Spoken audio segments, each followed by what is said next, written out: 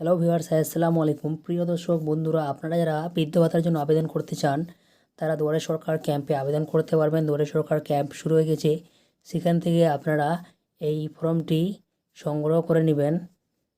আর এই ফর্মটি আপনারা কীভাবে ফিল আপ করবেন বিস্তারিত জানাবো আজকের এই ভিডিওর মাধ্যমে। ভিডিওটি ভালো লাগলে লাইক করবেন, সবার সুবিধার্থে ভিডিওটি শেয়ার করবেন এবং চ্যানেলটি সাবস্ক্রাইব করে পাশে থাকা বেল আইকনটি প্রেস করে নোটিফিকেশান অল করে রাখবেন সবার আগে নিত্য নতুন ভিডিও পেতে। চলুন ভিডিওটি শুরু করি। এই বৃদ্ধ ভাতার ফর্মটি ফিল আপ করার জন্য আপনাদের বয়স হতে হবে 60 বছর এবং 60 বছরের ঊর্ধ্বে। এর কম বয়স হলে আপনারা এই ফর্মটি ফিল আপ করতে পারবেন না। সবার প্রথমে এখানে লেখা রয়েছে উপরে government of West Bengal Joy Bangla pension scheme. আর এখানে লেখা রয়েছে আপনাদের ফর্মটি ফিল আপ করতে হবে ইংরাজির বড় হাতের হরফের।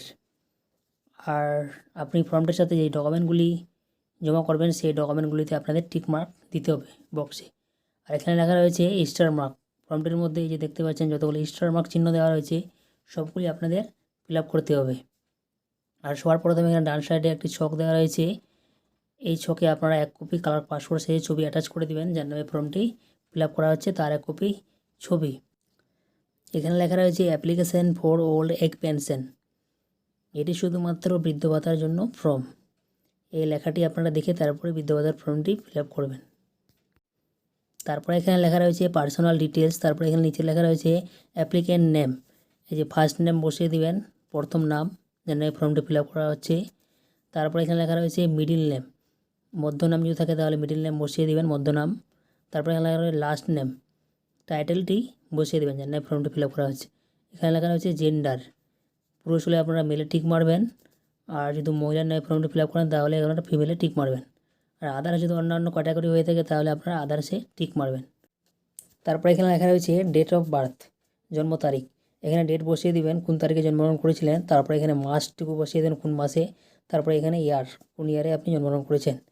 তারপরে এখানে লেখা রয়েছে 1/1/2023 থেকে আপনার বয়স, যে জন্ম তারিখটা আছে সেই জন্ম তারিখ থেকে 1/1/2023 অবধি আপনার বয়স কতটুকু হচ্ছে সেই বয়সটুকু বার করে টোটাল করে এই জায়গায় আপনি বসিয়ে দিবেন। আপনার বয়স হতে হবে 60 বছর এবং 60 বছরের ঊর্ধ্বে, তাহলে আপনারা বৃদ্ধ ভাতার জন্য আবেদন করতে পারবেন। তারপরে এখানে লেখা রয়েছে ফাদার্স নেম। এখানে বাবার নাম বসিয়ে দিবেন, ফার্স্ট নেম প্রথম নাম বসিয়ে দিবেন, আর মিডিল নেম থাকলে এখানে মিডিল নেম বসিয়ে দিবেন, আর লাস্ট নেম টাইটেলটি বসিয়ে দিবেন।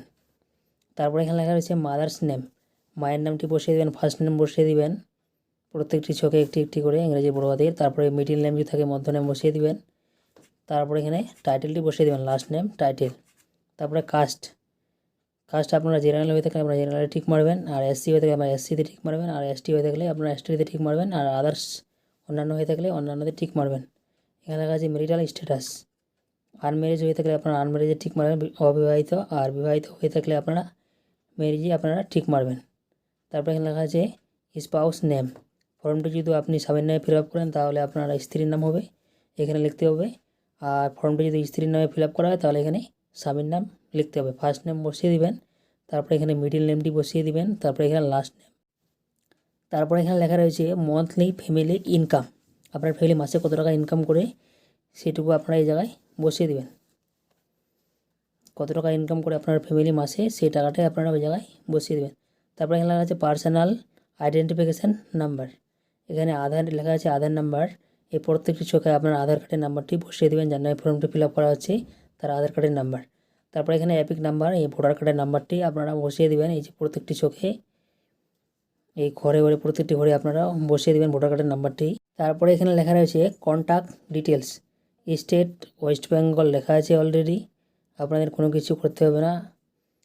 তারপরে এখানে লেখা রয়েছে ডিস্ট্রিক্ট, আপনারা কোন ডিস্ট্রিক্টে কোন জেলায় বসবাস করেন সেই ডিস্ট্রিক্টের নাম আপনারা এই প্রত্যেকটি ছকে লিখে দেবেন। তারপরে এখানে লেখা রয়েছে পুলিশ স্টেশনের নাম আপনি লিখে দেবেন। তারপরে এখানে লেখা আছে ব্লক অথবা মিউনিসিপ্যালিটির নাম আপনারা লিখে দেবেন প্রত্যেকটি ছকে। তারপরে আপনারা 2 নম্বর পেজে আসবেন। 2 নম্বর পেজে সবার প্রথমে এখানে লেখা রয়েছে জিপি নেম অথবা ওয়ার্ড নাম্বার, গ্রাম পঞ্চায়েতের নাম অথবা ওয়ার্ড নাম্বার আপনারা প্রত্যেকটি ছকের ঘরে ঘরে আপনারা লিখে দিবেন। তারপরে এখানে নিচে লেখা রয়েছে ভিলেজ অথবা টাউন অথবা সিটি, আপনার গ্রামের নাম অথবা শহরের নাম লিখে দেবেন এই প্রত্যেকটি ঘরে ছকে ছকে।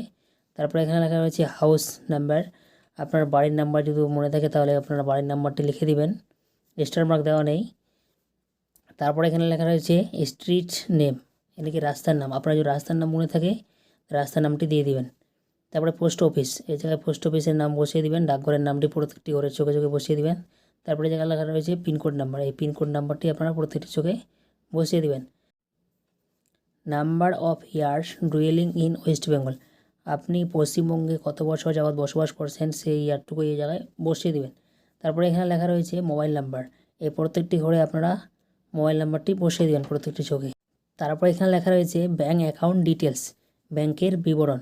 এখানে লেখা রয়েছে ব্যাংক নেম, ব্যাংকের নাম, এই প্রত্যেকটি ঘরে আপনারা ব্যাংকের নামটি বসিয়ে দেবেন প্রত্যেকটি চোখে। তারপরে এখানে লেখা রয়েছে ব্যাংক ব্রাঞ্চ নেম, ব্যাংকের ব্রাঞ্চ নেমটি আপনারা বসিয়ে দেবেন, এই প্রত্যেকটি ঘরের চোখে চোখে বসিয়ে দিবেন। তারপরে এখানে লেখা রয়েছে ব্যাংক অ্যাকাউন্ট নাম্বার, ব্যাংকের অ্যাকাউন্ট নাম্বারটি আপনারা ব্যাংকের পাসবুকটি দেখে দেখে বসিয়ে দিবেন। তারপরে এখানে লেখা রয়েছে IFS code number, IFS code নাম্বারটি আপনারা দেখে বসিয়ে দিবেন। তারপরে এখানে লেখা রয়েছে সেলফ অ্যাটাস্টেড কপি, আপনি ফর্মটির সাথে যে ডকুমেন্টগুলি জেরক্স দিচ্ছেন সেগুলিতে আপনার টিক মার্ক দিতে হবে। এখানে লেখা আছে প্রথমে 1 নম্বরে কালার পাসপোর্ট সাইজের ছবি দিচ্ছেন আপনি, তাহলে এখানে টিক মারবেন। 2 নম্বরে লেখা রয়েছে আধার কার্ডের জেরক্স দিচ্ছেন ফর্মটির সাথে, তাহলে আপনি আধার কার্ড এখানে টিক মার্ক দিবেন। 3 নম্বরে এখানে লেখা রয়েছে ভোটার কার্ড, আপনি ভোটার কার্ডের যদি জেরক্স দিয়ে থাকেন তাহলে আপনি এখানে টিক মারবেন। 4 নম্বরে এখানে বলা রয়েছে কাস্ট সার্টিফিকেট, আপনি যদি কাস্ট সার্টিফিকেটের জেরক্স দিয়ে থাকেন তাহলে এখানে টিক মার্ক দিবেন। 5 নম্বরে এখানে বলা রয়েছে রেসিডেন্টিয়াল সার্টিফিকেট, যদি আপনি দিয়ে থাকেন জেরক্স তাহলে এখানে টিক মারবেন। 6 নম্বরে এখানে বলা রয়েছে ইনকাম সার্টিফিকেট, আপনি যদি ইনকাম সার্টিফিকেট দিয়ে থাকেন তাহলে এখানে আপনি টিক মার্ক দিতে হবে।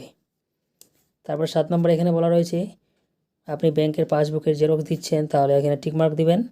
তো আদার্স যদি অন্যান্য কিছু ডকুমেন্ট দিয়ে থাকেন আপনি তাহলে এখানে টিক মার্ক দিবেন। এখানে লেখা রয়েছে সেলফ ডিক্লারেশন, সবার প্রথমে এখানে বলা হয়েছে যে আপনার আধার নাম্বারটা সোশ্যাল সিকিউরিটি পেনশন হিসেবে ব্যবহার করতে দিচ্ছেন।